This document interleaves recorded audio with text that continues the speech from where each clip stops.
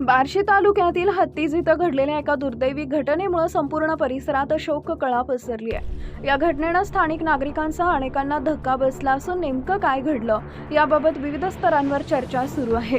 मिळालेल्या माहितीनुसार जिल्हा परिषद शाळेत मुख्याध्यापक म्हणून कार्यरत असलेल्या एका व्यक्तीच्या कुटुंबातील सदस्यांचा मृत्यू झाल्याची घटना समोर आली आहे। घटनेची माहिती मिळताच पोलीस आणि संबंधित यंत्रणांनी घटनास्थळी धाव घेऊन तपासाची प्रक्रिया सुरू केली।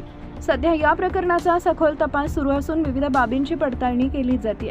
प्राथमिक तपासानुसार योगेश पाटील यांना शेअर बाजारातील व्यवहारांमुळे मोठं आर्थिक नुकसान झालं होतं। शेअर बाजारातील तोटा भरून काढण्यासाठी त्यांनी सुमारे 1,80,00,000 रुपयांचं कर्ज घेतल्याची माहिती समोर आली आहे। मात्र आर्थिक परिस्थिती आणखी बिकट होत गेल्यानं ते तीव्र मानसिक तणावाखाली होते। प्राथमिक माहितीनुसार आर्थिक अडचणी, वाढता तणाव आणि इतर काही वैयक्तिक कारणांचा तपास केला जात असल्याचं समजतंय। मात्र अधिकृत तपास पूर्ण होईपर्यंत कोणत्याही निष्कर्षापर्यंत पोहोचणं योग्य ठरणार नाही। त्यामुळे नागरिकांनी अफवांवर विश्वास न ठेवता अधिकृत माहितीकडे लक्ष देण्याचं आवाहन करण्यात आलंय। या घटनेमुळे आर्थिक नियोजन, कर्जाचे योग्य व्यवस्थापन आणि मानसिक आरोग्य यांसारख्या महत्त्वाच्या विषयांकडे पुन्हा एकदा समाजाचं लक्ष वेधलं गेलंय। आजच्या धावपळींच्या जीवनात अनेक जण विविध प्रकारच्या तणावाचा सामना करत असतात। अशा परिस्थितीत कुटुंबियांशी संवाद साधणे, मित्रांचे सहकार्य घेणे आणि गरज वाटल्यास तज्ज्ञांचा सल्ला घेणं अत्यंत महत्त्वाचं ठरतं।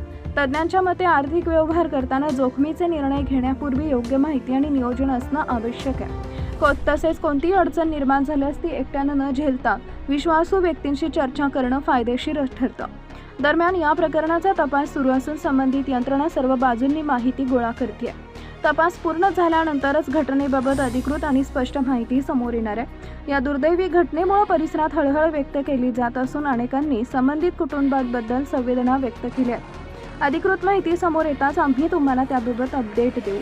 अशाच महत्त्वाच्या बातम्या आणि घडामोडींसाठी आमच्या चॅनलसोबत जोडलेले रहा।